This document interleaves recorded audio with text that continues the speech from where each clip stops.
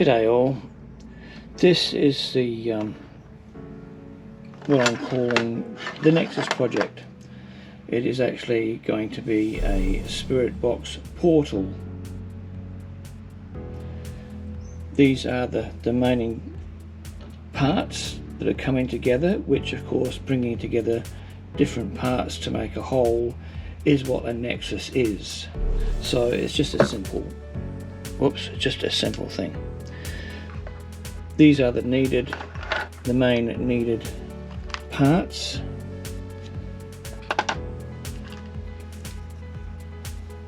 For the moment, I guess the first and main part of it is this, which is called a spirit box. These are like a normal portable radio.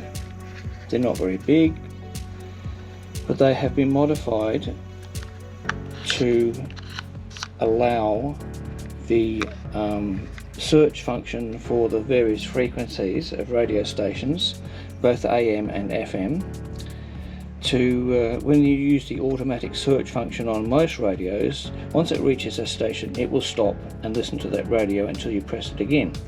These are made specifically so that once you press the search button and hold it for a couple of seconds, it keeps going. It doesn't stop on the stations, and you can increase the speed at which it scans all the frequencies available to it. I'm going to turn it on and show you what I mean, and the noise they make is kind of annoying, but I will show you anyway. That is the radio on. That awful hissing noise, I hope you can still hear me over the top of it. It's set on FM at the moment, so I'm going to start the scan and I will show you what happens.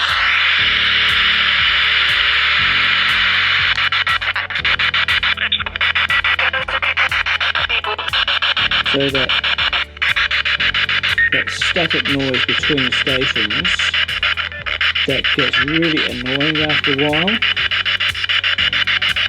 and it actually gives me a headache. I'm going to stop it and put that aside. This noise gate, yes, it's a fairly cheap unit. That's the whole point of this, to try and make it on a budget, because ghost hunting, paranormal investigation equipment can cost you an arm and a leg if you buy something that somebody else has put together, and basically they use the same thing. They may use a higher quality pedals and a higher quality speaker, but you know, when they're selling something for $1,500 or more for the same thing, it's a bit overpriced, I reckon, when they're so simple to put it together yourself. Now this is called, as you can see, a noise gate. This is powered by a 9-volt battery, or it has a 9-volt power supply. I'm using these rechargeable batteries that simply plug into the top to power it. What this does, after a few tweaks of the button here, this is just a switch to turn it on and off with a few tweaks of this dial here, you can cut that noise down to almost zero, or to zero if you wanted to, but cutting it down to zero may actually cut down the voices that are coming through as well. So you have to balance it out to get the best effects. This is the input from the spirit box. This is the output to the next part, which is the reverberation pedal, the reverb pedal. What this does is it gives the sounds that come through a reverberation, an echo type effect, which actually can make it easier to understand some of the words that do come through from this. And this is the input for that, and this is the output, which goes from here to the speaker here. This is a fairly cheap model. It's quite weighty. It's pretty well made for what it is. It's 5 watts, which is more than adequate. So the sound from this comes through and plugs in here. The on-off switch is at the back here. This then has different controls. The gain control is probably not going to be used. This is just a master volume control, and the various bass, mid-range and treble adjustments for it. Now I'll show you how to put it all together and how simple it is. Okay, first up I'm going to attach the noise gate to the reverberation pedal, the reverb pedal. It's simply a matter of plugging that into there and plugging that into there. That is those two connected. Now plugging this longer one, I'm going to probably be using different size ones because I have other plans for this, but this is this goes into the output there and goes into the input there. That is basically it connected together. All that remains to do now is to plug in the power supply to these. This by the way is rechargeable. It only uses 5 volts DC, and it can be recharged with any 5 volt charger port, whatever you have, and it can also be powered directly from an input in the back, so you can just run it from an external power supply if the batteries get a bit low. So now I just need to plug in the power supply, which is just these 9 volt, again rechargeable batteries. That goes in there. That's just to say that it's actually in. The same applies to this one. I will plug this in here. That is now on. Well, it's not on, it's just plugged in at least. This one has a speaker port here, speaker out port. I plug this 3.5mm jack into there, and because the noise gate uses a 1/4 inch or 5.4mm jack, I need to use a converter to convert it up. These ones are not the best quality, but they will survive. I've got more on order, they should be here soon. This one then plugs into there like that. That is now the system completely connected together. That is exactly how simple they are to put together. So now I'm going to turn this back on again and turn the speaker on. So now the speaker is on. I'm going to turn that down because it's going to get loud to start with.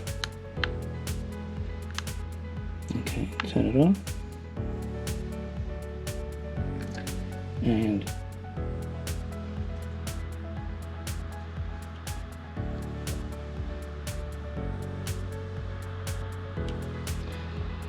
now I'm going to show you without.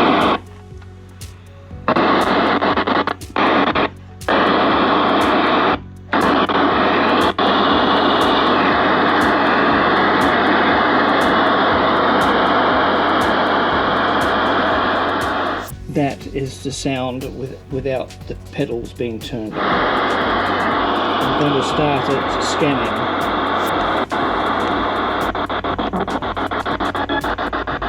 So as you can see, that noise would get very old very quickly. So I'm going to turn the noise gate on. You see how that stops it almost immediately? It stops the hissing noise. By turning that down, of course it comes up and you just adjust this knob here until it is completely gone or to a more acceptable level. Now I'm going to turn on the reverberation pedal. I have it set to an area which I find sounds the best, and I'm going to turn it on right now.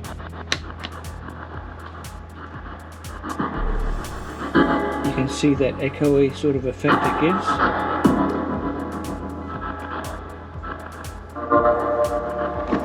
This is, so it's cut down the hissing noise between stations, the white noise, to a very minimum. So now you can just hear any voices that come through rather than the noise itself.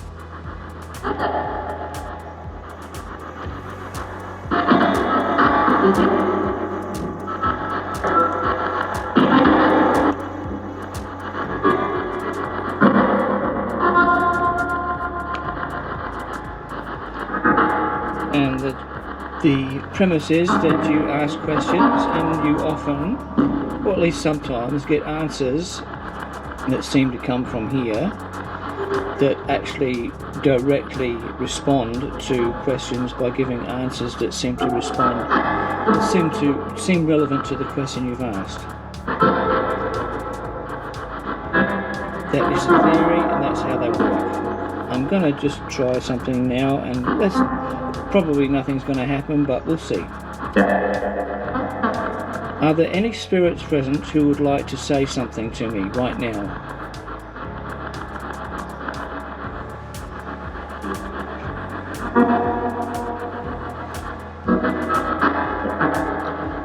I know my home is protected in certain ways, which I won't go into, but if there are any spirits around who are not of a dark nature, please feel free to speak.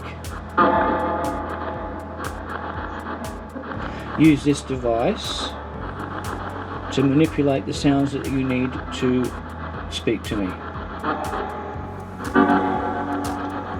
Is there somebody here?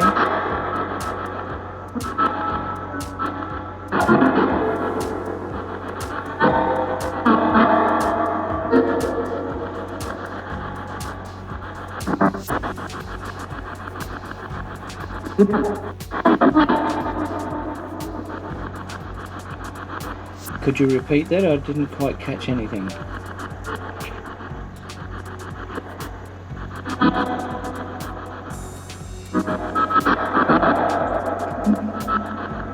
Okay, I'm going to stop it. Nothing's happening, but I'm going to turn it. This shows you the premise. Okay, of course now everything's turned off, so there's no sounds coming through. But that's how easy they are to put together.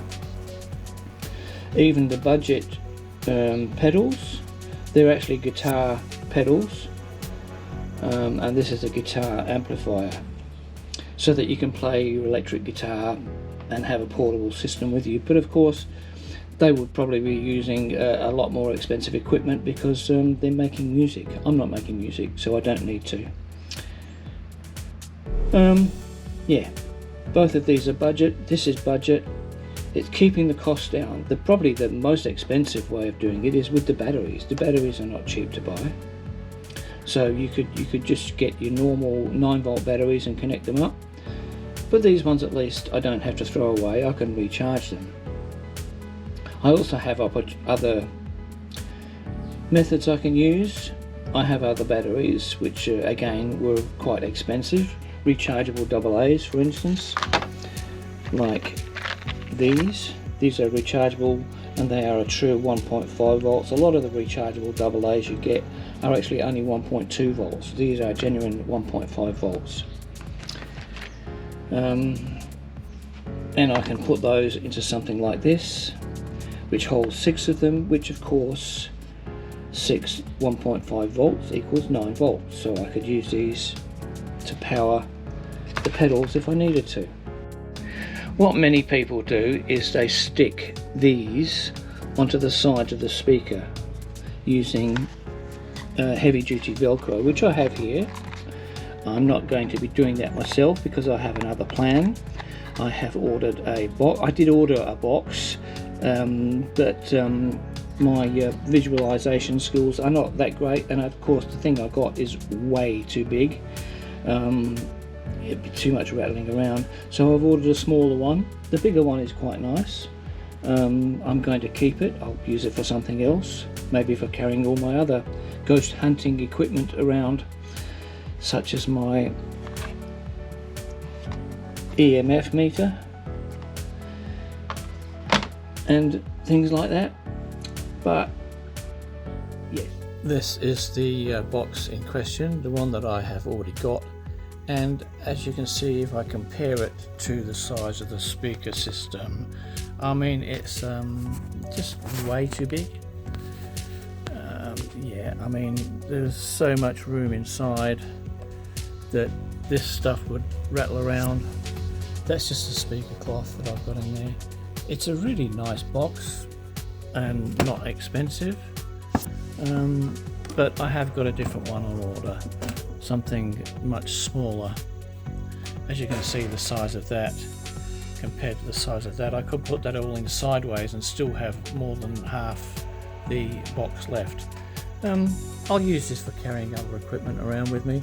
It's quite nice, you know, oldie worldy maps on it and things, which yeah, anyway, just an aside. Yes, it's way too big. I can't really use it the way it is, so I've ordered a smaller one. So what I want to do is put this all into a box, make some holes in the box for the speaker. I've actually got some speaker mesh fabric to make it look nice, and have a lid on it which I can mount these inside the lid and have them connected up, just to make it neat, and it will have a handle that I can carry it around with, because having it like this, it makes it difficult to carry around. Anyway, that's the way it is at the moment. I'm going to put this together, and yeah, when the box gets here, I'll see what I need to do with that. I'll catch you next time.